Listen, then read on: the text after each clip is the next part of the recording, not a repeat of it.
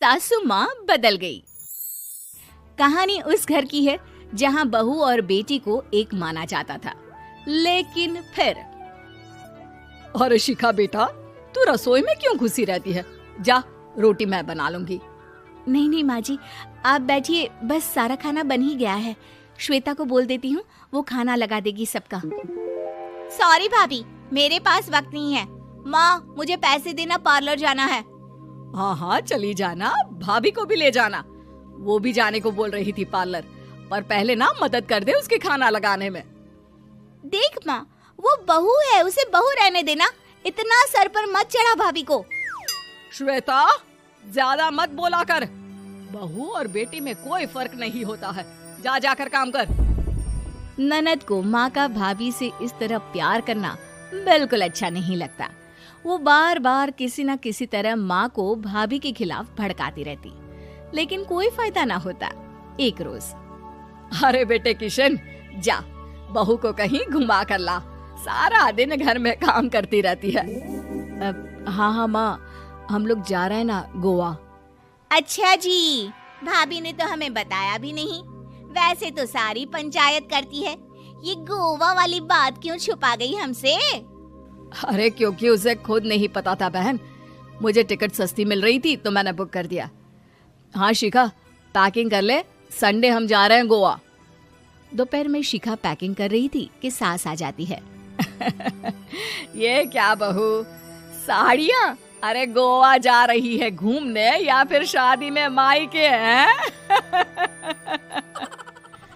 माँ जी, ऐसा कुछ है ही नहीं, समझ में नहीं आ रहा क्या रखूं कपड़े में। अरे तेरी और श्वेता की साइज तो एक ही है, उसके कुछ मॉडर्न कपड़े ले ले, आकर लौटा देना।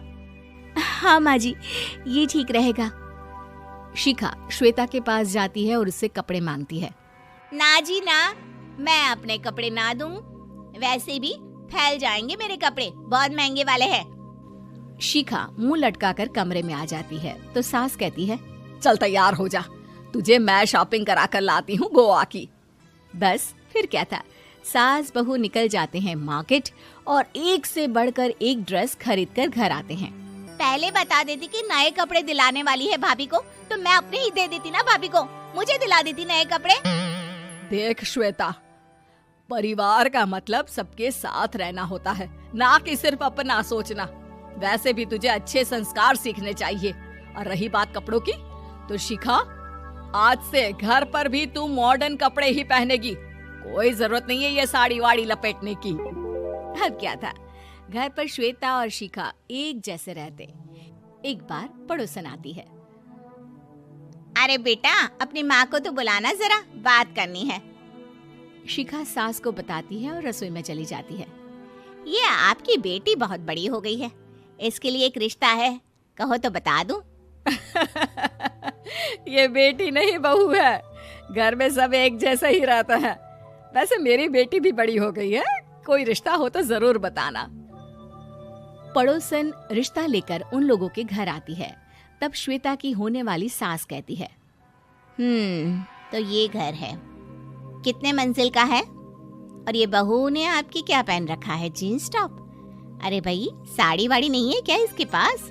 देखिए, सर्दी है तो साड़ी में बहू कैसे मैनेज करती, वैसे पहनती है साड़ी भी। देखिए, हम लोग ठहरे पैसे वाले लोग, कोई कमी नहीं है हम लोगों के पास पैसों की, बहुत पैसे हैं, जमीन, नौकर चाकर, कार, सब कुछ है, लेकिन घर में संस्कारी बहू चाहिए। समझ रही हैं ना आप? सास कुछ कहती कि श्वेता बोल पड़ती है, हाय रे, नौकर चाकर से लेकर जमीन, कार, पैसा, हाँ, मुझे रिश्ता मंजूर है मुझे। अरे रुक जा श्वेता, मैं बात कर रही हूँ ना। देखिए, हम लोगों के घर इतनी आजादी नहीं मिलेगी। अरे हाँ कर देना माँ, हाँ कर दे जल्दी से। सास क्या करती, बेटी की शादी ऐसे घर में कर देती है जहाँ ना उनके विचार मिलते हैं और ना ही आचार। शादी के बाद एक रोज फोन पर, श्वेता बेटा, एक बार घर आ जा, बहुत दिल करता है तुझे देखने का। माँ, वो घर पर बहुत काम होता है, कैसे आऊँ? बड़ा घर है, लेकिन आने जाने वालों की लाइन ही लगी रहती है। बेटा मैं तो जानती थी उस घर का हाल, लेकिन तू ही नहीं मान रही थी। माँ देख, हर घर का यही हाल है। तेरी बेटी को यहाँ घूंघट हटाने की परमिशन नहीं है और एक तरफ भाभी स्कर्ट पहनकर घूम रही है। बेटा मुझे क्या पता था कि मेरी बेटी को ससुराल के नाम पर पिंजरा मिल जाएगा। अच्छा माँ, फोन रखती हूँ, सास को गर्मा गर्म रोटी खिलानी है। तुम लोगों की तरह नहीं कि एक रोटी बनाओ, एक सब्जी बनाओ, फिर सारा दिन फ्री होकर घूमो। सास फोन तो रख देती है, लेकिन सोच में पड़ जाती है कि एक तरफ बेटी जिसे कोई आजादी नहीं, वहीं दूसरी तरफ बहू जिसे देखकर लगता ही नहीं कि उसकी शादी भी हुई है। अगले रोज। शिखा, अरे ओ शिखा। हाँ माँ, क्या हुआ? कुछ चाहिए आपको? मैं जिम जा रही थी। जिम के कपड़ों में बहू को देखकर सास को घूंघट में अपनी बेटी का ख्याल आता है। देख बहू, घर में बहू की तरह रहा कर। इतने टाइट कपड़े पहनकर जिम जाना पसंद नहीं मुझे। जा जाकर रोटी बना। रोटी? माँ अभी तो शाम की 6 बजे हैं, इस वक्त रोटी? अब क्या मेरे खाने पीने पर भी पहरा है? अरे जब मर्जी तब मैं अपने घर में खा भी नहीं सकती क्या? बहू को अजीब लगता है। वो समझ नहीं पाती कि जो सास कल तक इतनी सपोर्टिव थी, उन्हें अचानक से क्या हो गया। वो किचन में जाती है, गरम रोटी के साथ 2 तरह की सब्जी, रायता, सलाद सब लेकर सास के पास आती है। माँ जी, खाना। इतना सारा खाना? राक्षस समझा है क्या मुझे? रोटी मांगी थी मैंने गर्मा गर्म बस। पर माँ जी, रोटी खाती किससे आप? सब्जी तो बनानी थी ना। अरे भूख मर गई मेरी तेरी बहस से। जा जाकर काम कर, अंदर पूरी रसोई साफ कर। बहू अंदर चली जाती है। थोड़ी देर में श्वेता घर आती है। अरे शिखा, जल्दी से चाय ला, पकवान बना, मेरी बेटी आई है। अरे नहीं नहीं माँ, ड्राइवर बाहर खड़ा है। मैं तो घर का कोई सामान खरीदने के बहाने यहाँ आ गई हूँ, मुझे जाना होगा। अरे बेटा, पर कितने दिनों बाद देख रही हूँ तुझे, रहने आ जाना 2-4 दिन के लिए। आ जाऊंगी माँ, जब मेरी सास मरेगी तब। मैं तो रोज मन्नत मानती हूँ कि मेरी सास मर जाए तो अच्छा है।